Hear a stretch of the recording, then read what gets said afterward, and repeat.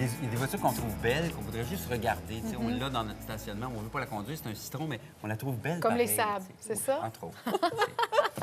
Alors, on parle de formation continue, mesdames? Oui, parce qu'il y a une constante, hein? On dit souvent dans la vie, c'est le changement.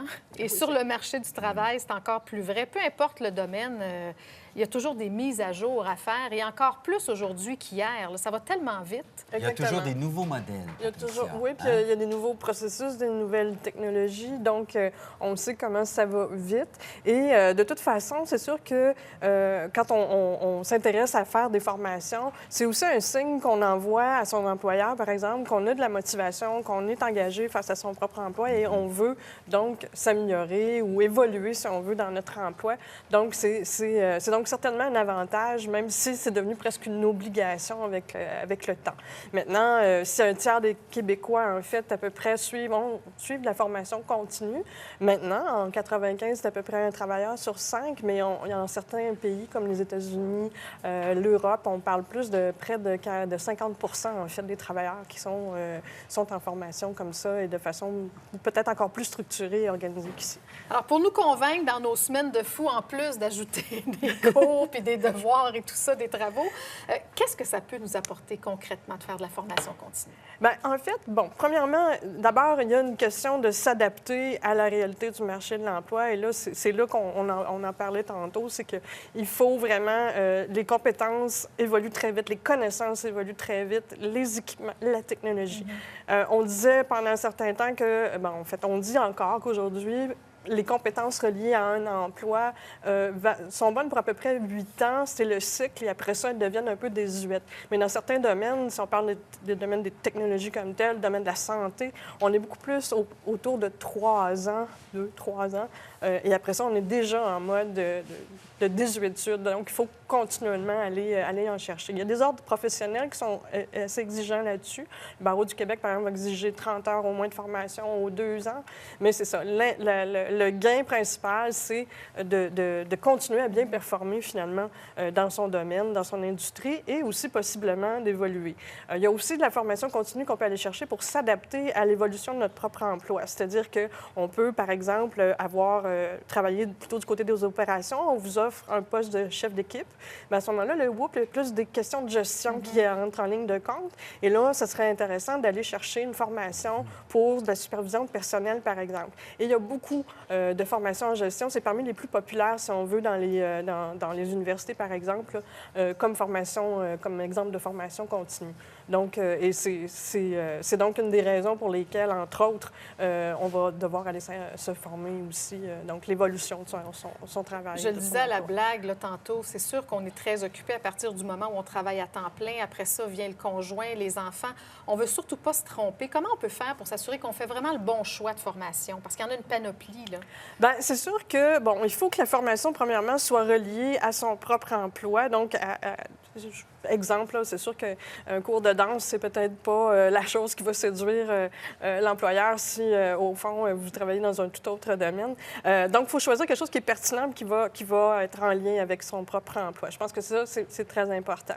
Il faut aussi se demander, est-ce que mon employeur a droit au fameux 1 Donc, la loi du 1 s'applique. Les entreprises qui ont une masse salariale d'1 million de dollars et plus doivent donner, en fait, 1 de cette masse salariale-là doit être donné en formation. Donc, les entreprises sont très proactives. Les grandes entreprises, il y en a qui sont très proactives là-dedans. Ils ont des départements complets de gens qui se consacrent à faire de la formation des employés. Ça, c'est une chose. Mais par contre, que notre employeur soit assujetti ou non à cette loi-là, on peut demander de la formation, bien sûr. Et ça, comme je disais tantôt, ça peut être un signe d'intérêt. Maintenant, bien sûr, il y a beaucoup de choix. Et je pense que c'est bien de se tourner, en fait, vers les organismes professionnels pour se donner des indications. L'association professionnelle dans son domaine peut nous donner des indications importantes et pertinentes sur des informations qui seraient appropriées. Donc, un site comme Jobo, nous, on a une section complète sur la formation, donc il y a des possibilités d'aller voir de ce côté-là. C'est bien d'aller voir aussi dans les écoles, les établissements d'enseignement qui ont des certifications reconnues sur le marché de l'emploi. Donc, tout ce qui est autour d'une attestation de spécialisation professionnelle. On voit le tableau. On voit l'écran, aussi, c'est ça, donc Emploi les Québec. endroits où on peut avoir de la formation continue. Exactement. Retourner sur les bancs d'école, les écoles professionnelles, le collège, les universités. Voilà. Et puis, au niveau des écoles professionnelles, par exemple, on va retrouver les attestations de spécialisation professionnelle. Donc, c'est des attestations reconnues dans le milieu du travail, de la même façon les attestations d'études collégiales, du côté des certificats à l'université, par exemple. Donc, c'est bien aussi de s'attacher à regarder aussi que l'école a une certaine crédibilité et offre un diplôme qui est reconnu dans notre domaine. Est-ce que c'est pour tous les âges? Est-ce que même quand on est un jeune travailleur, qu'on est sur le marché du travail depuis 2-3 ans, ça peut être pertinent d'aller quelqu'un qui est en technologie de l'information, dans un domaine lié à l'informatique ou dans la santé, ça va aller tellement vite. Oui, il faut se recycler. C'est pas se recycler, c'est continuer à être au courant de ce qui se passe dans notre domaine. Dans notre domaine, puis de garder de la curiosité, de rester allumé. Puis quand on est rendu parfois plus en fin de carrière, par exemple, pas en fin de carrière, mais en milieu de carrière, là, 45 ans, quand même pas une fin de carrière. Alors ça, autour de là... travaille jusqu'à 75 ans pour se payer une belle retraite. Bien, en fait, 15 des Québécois travaillent passé l'âge de 65 ans. L'expertise, donc voilà, et de là l'intérêt aussi. Je pense qu'une des grandes raisons de continuer à se former, c'est pour aussi augmenter l'estime de soi professionnelle et s'ouvrir d'autres perspectives professionnelles à l'intérieur même de son industrie et se donner de l'assurance et se dire hey, j'ai été capable, j'ai été me chercher ça, j'ai réussi, j'ai un certificat, j'ai un diplôme. Ça coûte de l'argent, bien sûr. Oui. Tu nous parlais du fameux 1 Si l'employeur n'a pas accès à ça, comment déterminer, parce qu'on va sûrement en discuter, qui devrait payer pour ma formation continue? Parce qu'il y a des domaines, peut-être que l'employeur va dire tu devrais, toi, parce que ou lorsqu'on est travailleur autonome, on va défrayer, nous, ces coûts-là? Y a-t-il des subventions? Ou de quelle façon on fait le partage de qui paye? Là, j'avoue que c'est un peu de la négociation cas par cas, ça dépend, c'est quoi aussi le domaine? Ça dépend du domaine. Je pense que l'important, c'est peut-être de faire la démonstration avec l'employeur qui peut, peut-être sans payer les études comme telles, peut vous libérer des heures pour la suivre. Je le ferai sur les heures, sur le temps de bureau, voilà. Mais je paye pour aller suivre cette formation-là, puis en même temps, lui, il fait puis on se négocie cette entente-là, c'est ça, à même le... Donc, c'est un peu de cas par cas. Puis en retour, l'employeur peut nous demander aussi, dire OK, mais à partir de ce moment-là, tu resteras à l'emploi un certain temps. Il peut y avoir une négociation surtout comme ça. sur les formations dans lesquelles l'employeur va investir en argent, qui va décider vraiment de la défrayer.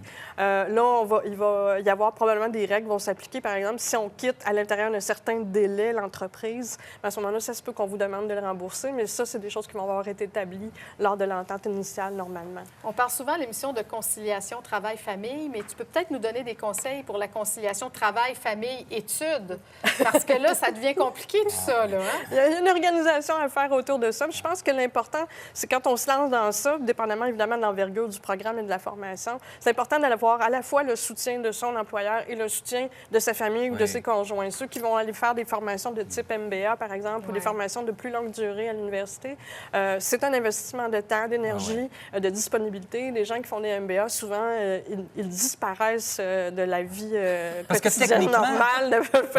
Ça devrait faire partie du travail. Tu sais, on dit conciliation, travail, famille, formation. Non, c'est travail, c'est dans ça. Il faut l'englober là-dedans. Famille reste famille. Puis là, les activités parascolaires, c'est autre chose.